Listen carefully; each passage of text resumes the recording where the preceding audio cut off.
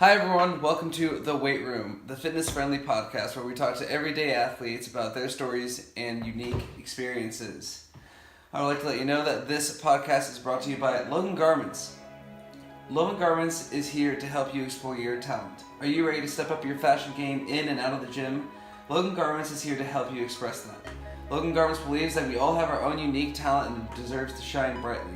Their hip and modern clothing helps everyday athletes stand out with unique designs while still allowing you to perform with comfortable fitting and a large variety for both men and women. Logan Garments is a UK-based company and they do ship worldwide. They support all sorts of athletes from myself here in the United States to people all the way up in Russia. If you want to step up your game, then please follow the link below at logangarments.com and use code TEAMWORK at checkout to save 5% off your purchase.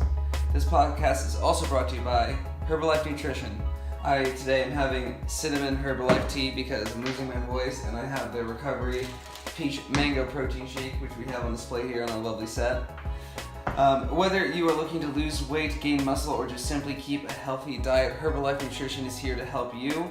They believe in using all natural ingredients for all of their supplements and meal plans. They offer a variety of things from, like I said, fat burners, which we have here, to meal replacement protein meals, as well as protein shakes that have BCAAs infused in them. But it's not only just supplements, they also do food. They do a wide variety of protein shakes, bars, and even things like soups, roasted soy nuts, and teas. Like I said, I got this, the cinnamon one's my favorite. But they also do raspberry, chai, and orange spice. If you're looking to build healthy habits in the kitchen, Herbalife is a great way to start because they have meal plans that tell you exactly what to do on each and every day, so you don't even have to think about it, just click and go. So please follow the link below at herbalife.com to find a local distributor around your area today. Now, my guest today is called the Jack Walter White. He doesn't draw strength from his hair, but rather from higher above. He is the preacher with the body of the Punisher. Special thanks to the man who got me into fitness, my father, Mr. David Ball. Hey, I thought about that intro for a very long time, longer than I probably should admit. I'm humbled. It caught me by surprise. Yeah, I knew it would. I was just excited for the Walter White bit. Yeah, I get that a lot. I really wish I still had that picture of New Year's when you had the bowler cap. I showed that to everyone I knew in college and they all agreed. Yeah, that reputation follows me around. Yep. So it's 11:15. What have you done today? What workouts have you done? What physical activity? Because you're known for pretty much don't you stretch before you have coffee? Yeah. Then you stretch immediately or do the bike first? My typical morning routine, almost no matter what I'm going to do, is I get up, I ride my bike on a trainer for anywhere from 16 to 32 minutes. If I've got a lot of physical stuff later in the day, I'll do 16 minutes just to get my body warm. And then I do 30 minutes of stretching, and I have about a dozen different stretches I do, and I do 4 of them a day, and I rotate them because they're one specific to areas of my body that I need to keep loose, that I need to keep stretched: hamstrings, hips, psoas, and so forth. So they're very specific, and that's how I typically start my day. So what time do you get up usually?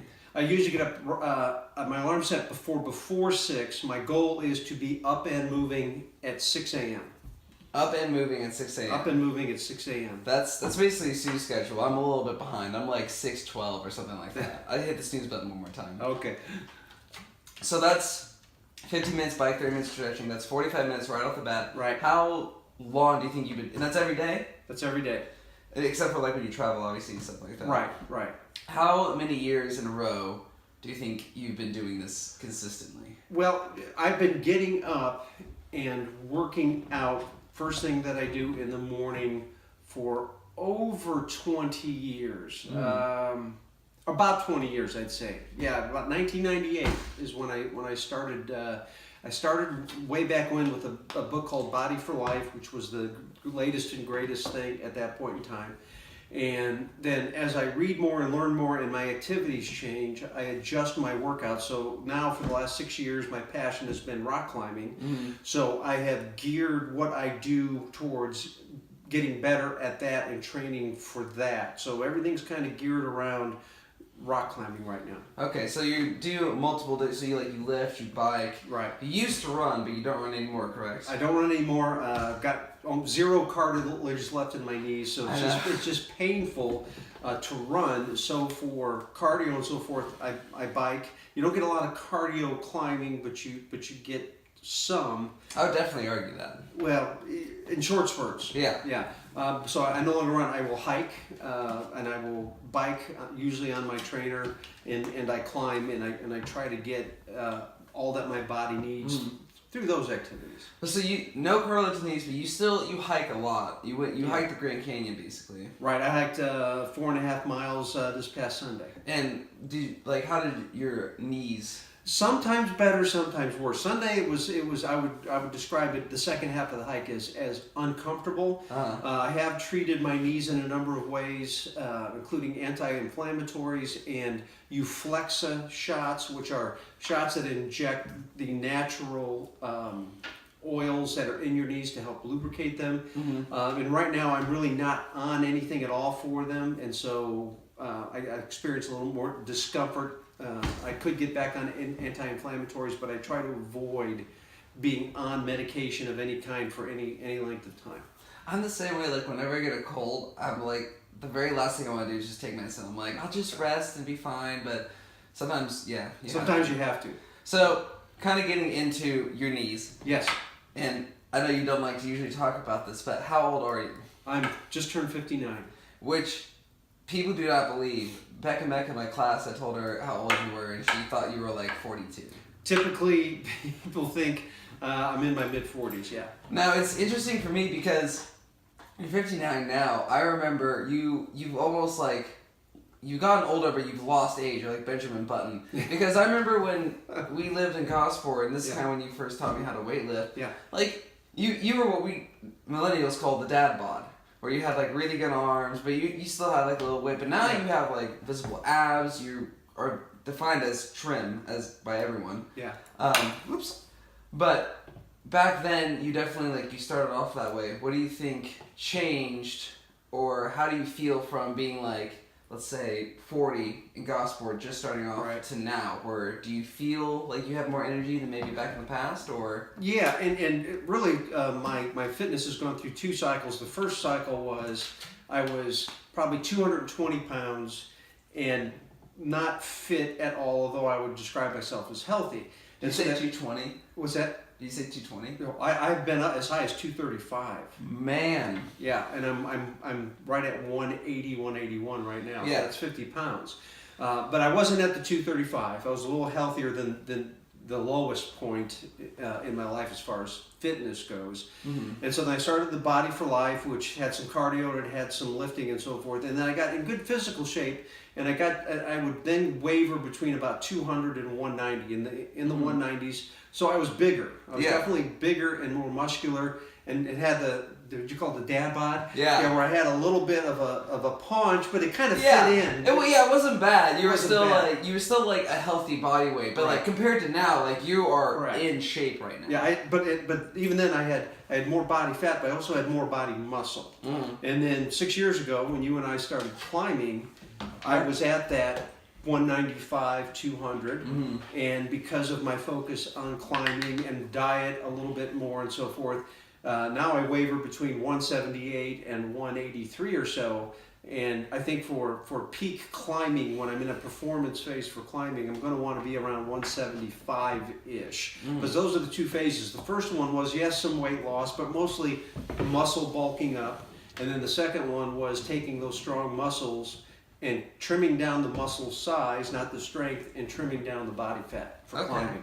So it sounds like that you have tried less to lose weight, as some people like normally would say, and more as try to enhance your body towards a very specific sport. Yeah, and just general fitness. And of course, general fitness for most people who don't have fitness means loss of some body fat. Yeah. So that just came down. Yeah, I didn't do this to be on a diet or to lose weight. My goal was fitness, and that's the direction I went, and that just naturally meant losing some weight. Do you think that kind of mindset has made it a lot easier? Because people will start a diet or they'll start. Sue and I love like the Beachbody, the P90X things, but those have kind of like an end date. Yeah. And so like you're like, oh, if I get to here, I'm done. But do you think just by aiming for that, just fitness, I want to just focus on being as fit as I could be, that longevity, do you think that's helped your mental game? Yeah, and I think really for two reasons. Because my goal was fitness and not losing a certain amount of pounds. Typically, when people go on a diet, they lose a certain amount of pounds and they think they're there and they're done, and then they gain the weight back. That's what history shows us, right? Mm-hmm. But by saying my goal is fitness, there's no end to that. You get fit, you lose weight, but you want to still stay fit, so you continue going. And the second part of that is, it's well-known science that stronger and bigger muscles burn more calories at rest than smaller muscles or less toned muscles. So it just makes it easier if your secondary or even your primary goal is to lose weight, then being fit is a great catalyst to doing that, not just watching your diet for a season or a short term. That whole muscle burns more calories thing, that's like the main thing that you have to tell people who like, usually women who like, it's the phrase, I don't want to bulk up by lifting weights. And I had this conversation with Sue where it's not about making the muscle necessarily bigger, and it's not, we're not all Arnold Schwarzenegger, we're not eating 4,000 calories like The Rock. There's a lot you have to do to get bulky like that, but like you said, there's a tonality, there's a use of the muscles that the more they're used and activated, they may not get bigger, but now they're activated and doing the job metabolically. Right, you can get stronger without getting bigger, and you can, and that strength burns calories. What do you eat? Well, what's your... Do you follow a diet? Do you just do what other mom's doing? How many, like, tell me about your food. That's a good question. And I've read, for example, the Body for Life model I started with had a certain kind of diet to it. And then even the latest book I'm training by, which is Training for Climbing by the Anderson Brothers. Do they have diet in there? They have a diet section in there. And basically, without doing a specific diet, I've tried to absorb just general facts and philosophies from all of these. So what I do is I watch calories. I watch combinations of what is contained in those calories. I don't have a certain protein goal or a carbohydrate goal, or I don't avoid carbohydrates completely. I do try to avoid breads, for example, because of the gluten and trying to at least limit carbohydrates. But I have a pretty consistent diet. Usually every morning I'll have protein pancakes and maybe a couple of eggs and a banana. What, do you make your own protein pancakes? I use a certain brand that I buy at the store. Okay. And I put a little olive oil in it, which isn't in the recipe to make them, and I put a little bit of extra whey protein in there. I do that too. Just to add a little bit. And then, other than that, I'll eat what Mom makes for dinner, and she makes what are generally very healthy meals. They don't conform necessarily to, I don't prescribe, make me a dinner that contains this combination.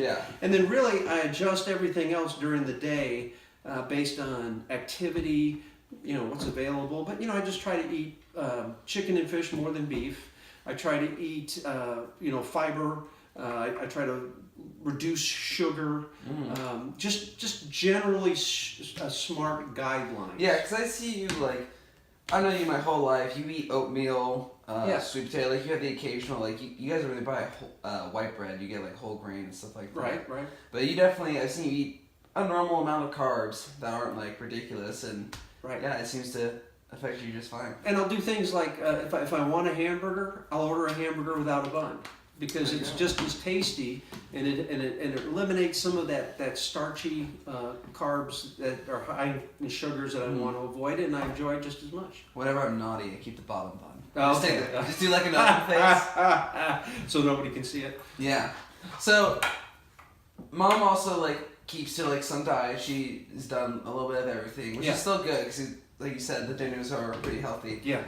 Speaking of her, didn't you guys meet on the track? Yes. Wasn't it a race? No. Mom was on, she was a walk-on on the IU track team. And at the time, and this was 1985, I was running a lot. I was in my mid-20s. I would run 10K races on weekends and stuff. Uh-huh. And she happened to be working out at the track at IU by herself because, the team was going to practice later, but she had a night class. It was on a Wednesday. And I happened to go over there. It was a beautiful February 50-degree day and do my workout at the track. That day was, what we called back then wind sprints. I don't know what you call them now. No, those are still a thing. Still a thing. Okay. And we were just running around the track chasing each other, and eventually one of us stopped and the other one stopped, and we had a conversation. And some years later, you came into the world. Well, first it was my brother. Then, First it was your then brother, me. then you, yeah. And now you're a grandfather now. How's that? I've been a grandfather for 6 days now. How's that feel? It feels fantastic. I have yet to be an uncle yet. I haven't met this child. I'm very excited. Yeah, I've see, she's been on the planet for 6 days. I've held her 5 of the 6 days, so I think I'm doing well. I'm very excited. I was talking to Jackson today, right before this. I was sending him pictures Yeah. and stuff like that. He's very excited. He wants to get out of the house and do something like that. But hopefully this weekend we'll be able to go over and do something. Sure. So going back to Mom, you still do like physical activities with her. She's just started climbing. You bike together. You hike together. Yeah. You guys go to the Y together, but you guys do different things, right? Well, sort of. We go to the Y every Tuesday and Thursday, and the first thing we do when we go there, we're in a 45-minute cycle spin class. So we do that, and then we'll usually spend another 45 minutes at the Y. I will either lift or stretch. She will either lift or stretch, and we usually don't do that together. She does her thing, I do my thing, and then typically we'll go from there. 5-minute drive to the climbing gym, and our kind of standard thing is we'll go and climb 5 routes or something like that, which is as much as she can usually do without getting fatigued. Yeah. Sometimes we'll do an actual workout, like an arc workout or something like that. So we do that Tuesday and Thursdays. We'll go on hikes on the weekend. Like I said, we did a 4.5-mile hike this past Sunday. And then, of course, on our trips, they're usually fairly active. We will bicycle, we will hike, we will kayak, something like that. Nice. How's that for the old relationship? Do you find that it helps a lot to like have not like multiple, but at least one like activity you kind of share with your spouse, even though it's a physical activity? Oh, absolutely. It's time together. It's time sharing an experience that is, it's not always one where we're talking and relating, but we're doing it side by side. We're doing it together, and it's a positive, good thing for our body. So yeah, it's very good for our relationship. Nice. What do you think is because you guys have done mostly hiking together. That's like, we have big climbing trips, and what's your favorite hiking trip, do you think? Oh, I think it would, 2, the Grand Canyon, because it's the Grand Canyon. I mean, to go down and basically climb from south to north and north to south, the canyon is an experience. But one of my favorite trips is the one you were on when we went to Yosemite, not only because of the beauty of the place. That was a good one. Because it was the 3 of us together doing a hike and being challenged by mosquitoes and elevation. Playing cards and drinking bourbon. Yeah, playing cards. We'd finished the hike for the day, and when we ran out of bug spray, we would dove into a tent and played cards and drank bourbon and smelt each other's feet, and they were awful. They were all awful. They were terrible. One of us would stupidly ask whose feet smell, and we'd just be like, all of us. Yeah, it's just bad. So what's your favorite, kind of on that note, climbing trip then? Oh wow! Let's focus on just like the heights and like.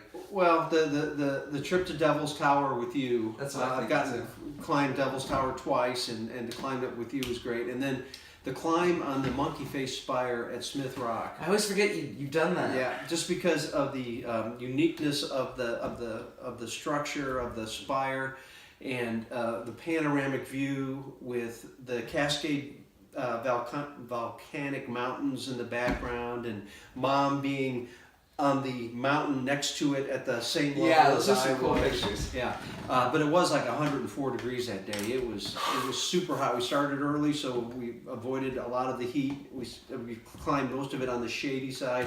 How early? Well, we were there at 6, I think. Okay. And we were climbing by 7:30. But the last pitch faced due south at the very top, and it was 11 o'clock by then.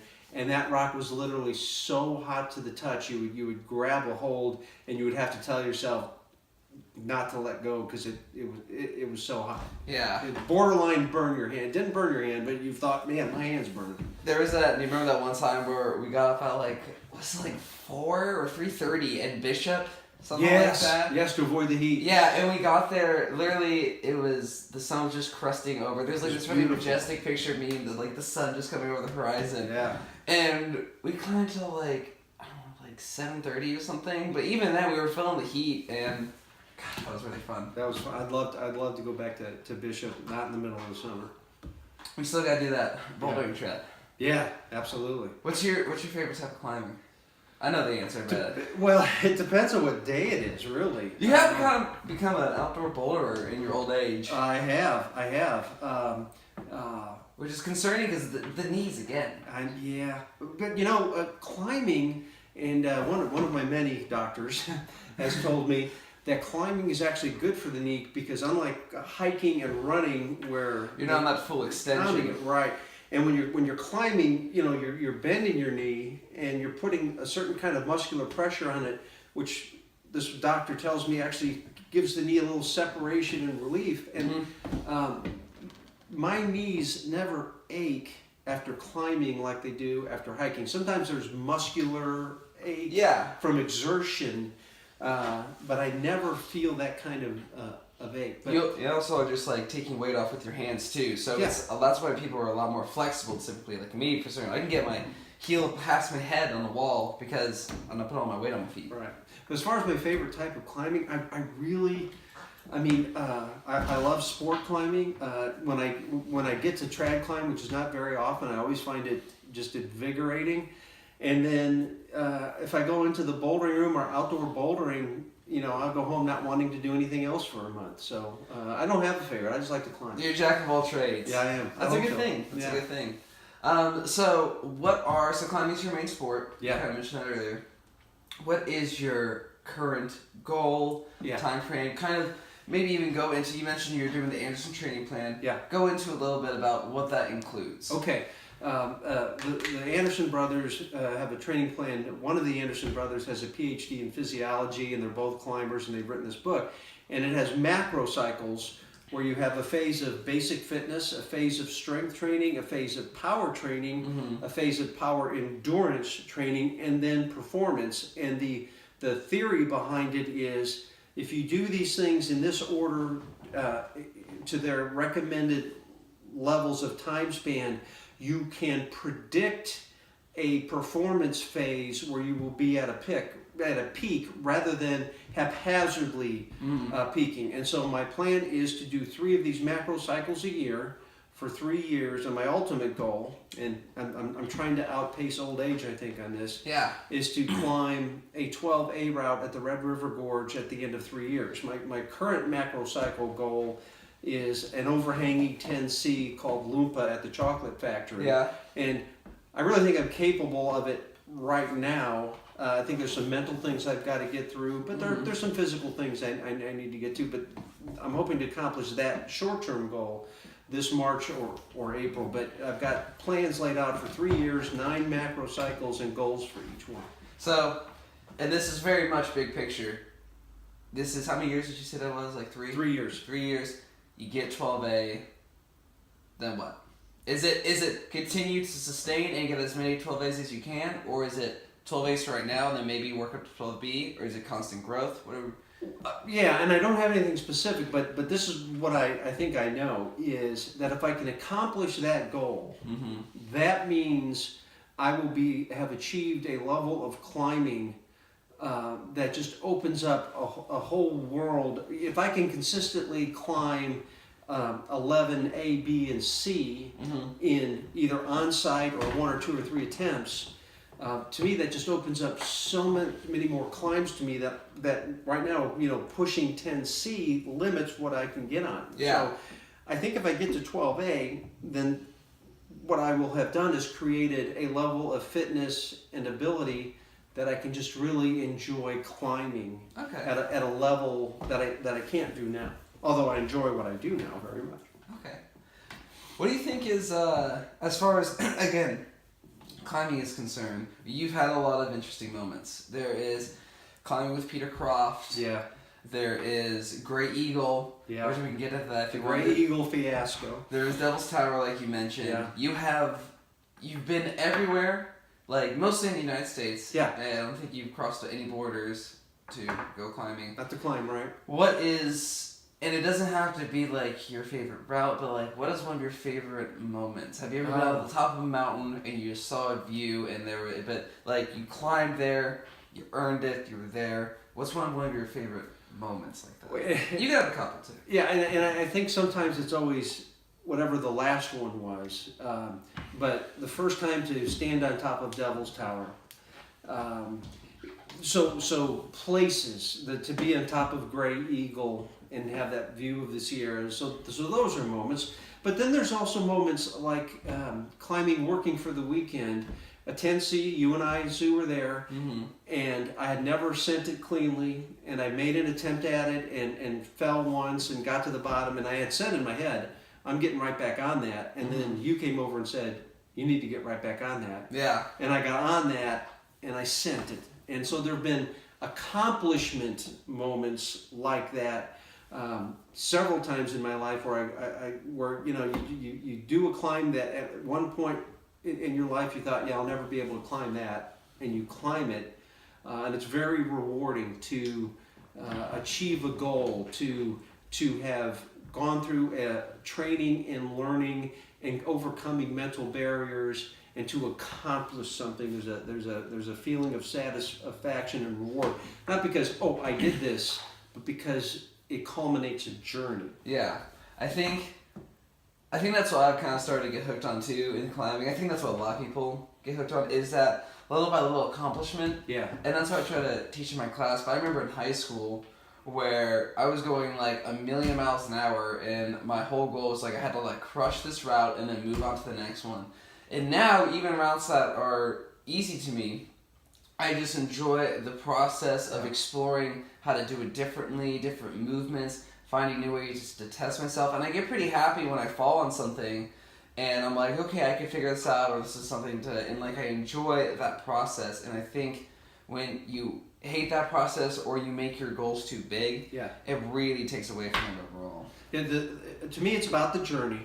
And what you said there, I think, is really important. Is there have been routes in the gym that I've worked on and gotten better and better, and have gotten, say, to the point where I can do it with one fall or one take, and then you come into the gym and that route's gone and they put up something else. And I've gotten to the point now where it used to be, oh man, I wanted a chance to send that cleanly, and now it's like, okay, that's fine, because here's what I learned. Here's where I started on that route, not thinking I could ever climb it, and I got this close, and I learned this move, or I learned that I need to put my body like this, or I need, or I broke through, most importantly, a mental barrier to get to the point I did, and I can go in and be, okay, the route's gone, that's fine. Wasn't it fun? Didn't I learn a lot? That was a great part of my journey. So, kind of going off of places to climb, you've been a lot of places. Other than where you've already been, where's one place where you can just go there, climb, you don't have to worry about paying for it, where you're staying, you just go there, climb, it's taken care of? Wow. I would definitely want to do more climbing in the Sierras, in Yosemite. We've done bouldering down in the valley. We've done a little bit of trad climbing in the valley, and I did some climbing with a guide up in Tuolumne. But I'd like to do more climbing there. One place I have not been is I think it's called the Pisgah Range, which is in Tennessee, North Carolina, where there's a climb called Looking Glass. I'd like to go climb there. I've seen pictures of that. And I'd like to hit a couple more of we've been to Stone Fort, but I'd like to go to the other two of the big three bouldering areas in the Georgia, Alabama, Horse Pens 40, and then what's it called? There's a place in Georgia, it's Rock City, or there's another one, but there's kind of like the holy triangle of bouldering in the south. Yeah. So I'd like to go to those sites. Very cool. Yeah. What is, and this is kind of throwing back to not just climbing, but all things in general. But so when I grew up, I had you who was working out every morning lifting weights. You taught me how to lift weights. We had that treadmill, like we worked out together a lot. We started climbing together. We ran races together. Ran at McCormick's Creek. Yeah, so it's very easy for me to say you have been one of my role models and my training partner and my best friend. When you were younger, who was the person, whether in your family or not, or what was the sport that you shared with someone that first kind of got you into fitness? And it might have been the book you mentioned, the Fit Bod. Body for Life. Body for Life book. But was there a moment when you were like a teenager, like myself, or someone in middle school, who you were looking for something and they came to you? Well, the first time I remember being athletic at all, when I was very young, grade school, middle school, very thin, not very muscular, and this was before, fitness equipment and all of that, and I wanted to be more fit, but I didn't have the means to do it. And then we moved to a new area and to a new high school where there was a pool and a swim team. So I went out for the swim team kind of on my own. Yeah. And swam for a year and got, swimming is a very rigorous, exertive sport. Got strong, got muscles, got fit, enjoyed it, but didn't really like swimming. So that was probably the first thing. And then David, trying to run a respectable show. I don't know who that is. Probably a crank call. I'll turn that off. So you can edit that out, right? Probably not. That's too fun for me. Anyway, at some point in time, I think it was in college. This was when like fitness gyms were first starting. Yeah. They just didn't exist. I joined. How old were you during the Arnold era?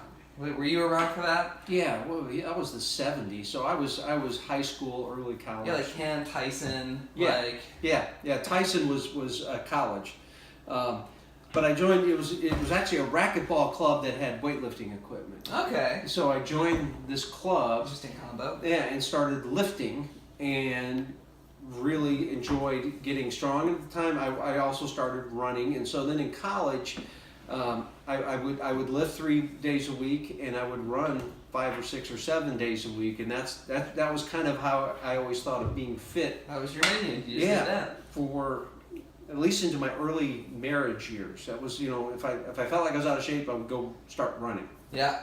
I feel like that's where most people start. And that's honestly, that's probably a good place to start, just because you get your cardio down, because then you can do more stuff. Yeah. And, I mean, you just need good weather and a pair of shoes. And you go. Good weather, pair of shoes, not equipment intensive at all. So, let's get into the real David Ball. Uh-oh. The one who I know sniffs bourbon, who palates wine. So do you, and no judgment here, we all do. Do you have like a drink every night? Just like a one bourbon, or I typically have one bourbon at the end of the day. I just enjoy it. I could justify it by saying it helps me sleep. But the real thing is it's kind of become to me associated. I get up at 6 as we discussed. I exercise every day somehow, some way, sometimes more than once. And how much water do you drink a day? Yeah. And at night, you wake up like while you sleep and drink a whole Nalgene, which is like 32 ounces of water. I have a liter of water prepared every night. Yeah. And if I get up and go to the bathroom or whatever, I'm usually thirsty. I usually drink about a third of it. Like last night, I didn't even go to the bathroom. I was just kind of thirsty, and I woke up. So I began that too. I drank water. And what I will do is when I get up in the morning, if there's anything left, I finish it. So I basically drink a liter of water overnight, which I found I get up feeling much better and much healthier. But we really want to talk about bourbon, don't we? Well, one more, because this is backing you up. How many liters do you drink a day? Because you have 2 cute little purple water bottles you carry. Yeah, around. actually I have 3 cute little purple water bottles because I found the missing ones. And there's a missing son. There was a missing one. And then the orange Grand Canyon one you gave me, which is 750 milliliters.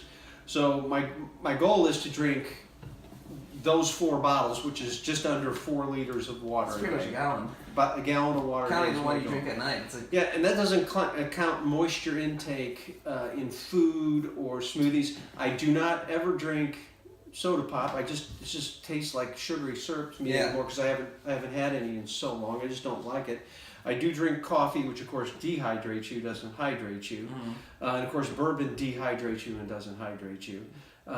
But my day is very busy. I've always got a lot of things going during the day, and if there's downtimes, I'm reading or studying, and so kind of my glass of bourbon marks the end of the day. Yeah, and I sit down and actually I may have to, when I get to the performance phase of my cycle and I want to get down to that 175 pounds. Those calories may be calories I'm going to have to sacrifice. But what I love about it is, I mean, you don't really drink beer like on like No. special occasions and parties and things like that. If I'm at a Cubs game or something. Every once in a blue moon, wine every now and then again. Very rarely. But it's mostly just the bourbon. Yep. Straight. 2 ice cubes. 2 ice cubes. Yeah. But yeah, so you've kind of shown that it's okay to have a little bit. Some people will choose chocolate. You chose bourbon to have a little bit each day when it's earned at the end. Yeah. And that's okay. And it's okay to have that little thing. Because I think a lot of people, especially with all these like fad diets, and sometimes it's just they get too overly motivated. And they're like, I'm going to give everything up at once. Yeah. Like, you don't have to. Start slow and you can keep some things. Right. And like you said, if you get to your performance period and you Right. have to give it up for a little bit, then that's fine. You can always bring it back. But it's finding that thing in your diet specifically which you can and can't take away. Yeah, I suppose technically it's very empty, unhealthy calories physically. But it's very small. You're only having one. Right. I'm only having a limited amount. And mentally, I think it's a huge benefit to have something that you associate with relaxation and does have a calming effect. And you can argue that alcohol actually doesn't help you sleep. It makes it more difficult to sleep. But if I think it does, doesn't that help? So I think it's being drunk, because usually when Yeah. you're drunk, like, you'll wake up stark awake. But I think just like a little bit to ease yourself into sleep is a little different. right. I have the very limited amount. Yeah. Ounce and a half. Yeah. So now that we're done talking about the alcohol, let's talk about your salvation. So I have a couple of questions about. So you are a Christian, Yes. as am I. If we can get that out of the way. And I'm very curious about your opinions. Of course, this isn't any prophecy or no like biblical doctrine, Sure. but I'm curious about your opinion about where physical fitness stands in the church. Kind of looking at keeping your body as a temple and the examples that kind of shows. Right. Well, there's a commercial on now. I think it's a public service announcement where a very character voice comes on and says, "What if you could only? We're told you can have any car you want, but you only get one car." I see that all the time. Right, and it's the only one you'll ever have. And the point is, if it's the only car you'll ever get to have, you'll take care of it. And then they transition to, well, you only get one body and one mind. So whether you're a person of faith or not, and I am, so I believe there is a life beyond this. But this is the vessel I have for this life, and I view it as life itself is a gift from God. I believe in a God, and therefore, this is what I got to walk around in this world. This is where my spirit and my mind and my soul exists.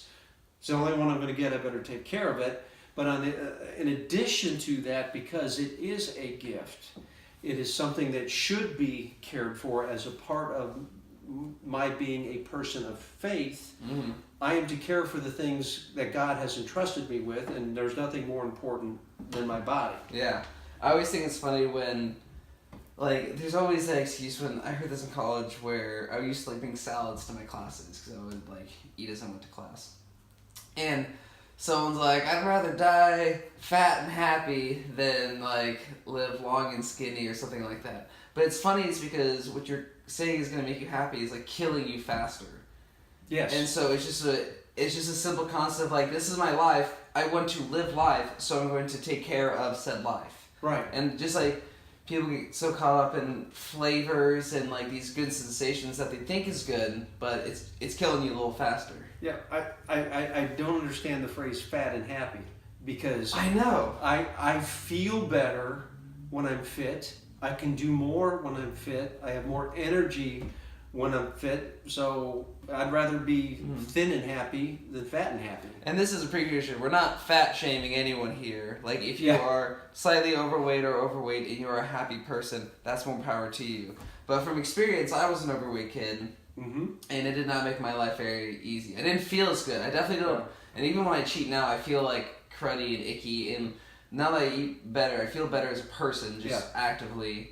And just because of the euphoria that you get from working out as well, I'm happier. Yeah. I'm more confident. And so it's definitely, like, it's not a lie that fitness and getting healthier will make you better.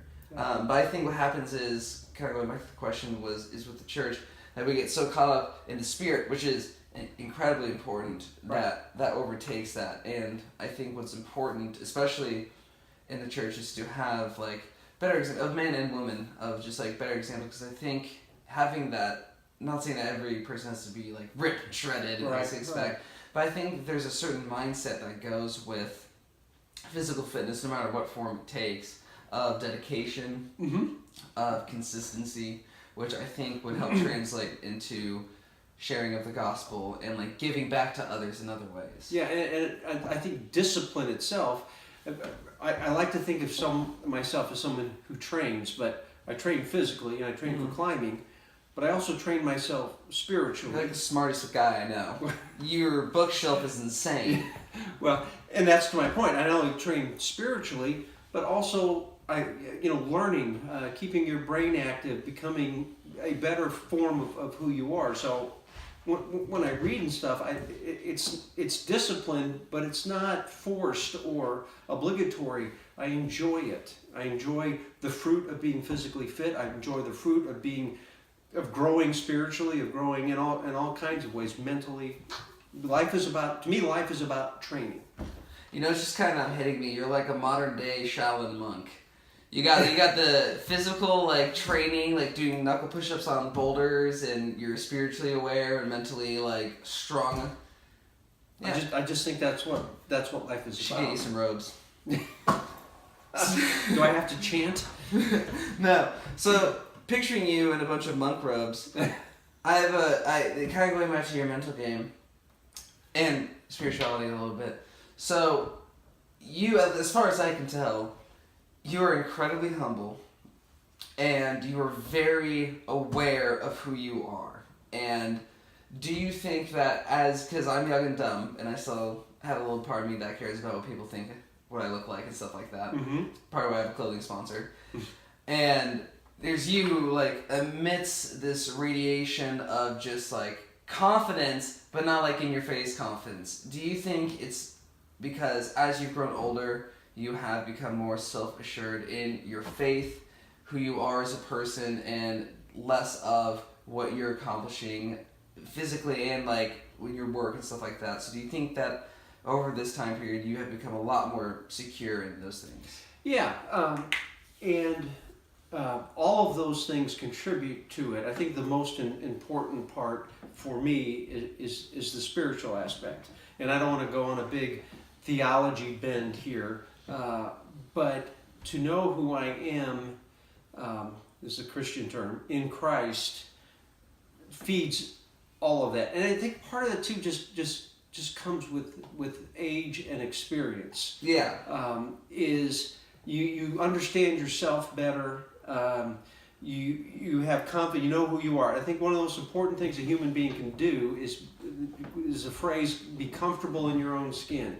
And the way you be comfortable in your own skin, I think, is to become a person who you can like and respect in yourself. And then you don't have to worry about others liking and respecting you. They probably will anyway. Mm-hmm. But that's all part of that training, to become a better form of me, physically, spiritually, and mentally. Just to do your best at everything, basically. Yeah. Yeah, that's pretty easy to do. It's not easy to do. Well, easy concept to think about. It's an easy concept. It's hard to put into practice. Execution can be challenging. Yeah. I think we all kind of struggle with that. Yes. So is the goal just to, until the day you die, just keep on trying to get stronger and stronger?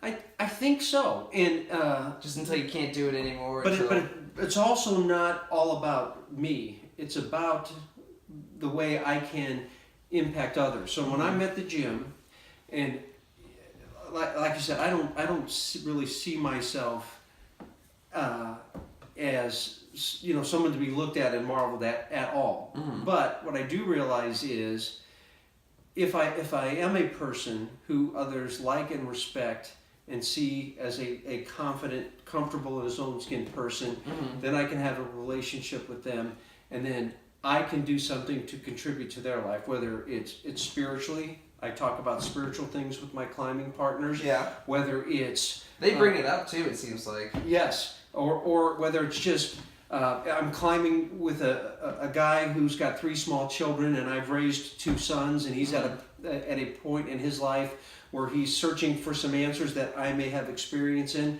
And so now, because we climb together, because I'm fit enough to climb with him, then I can benefit that person. So there's a big part of all that I do that is about not training for myself as an end, but training because then I can contribute to other people's lives and in some small way make their lives better.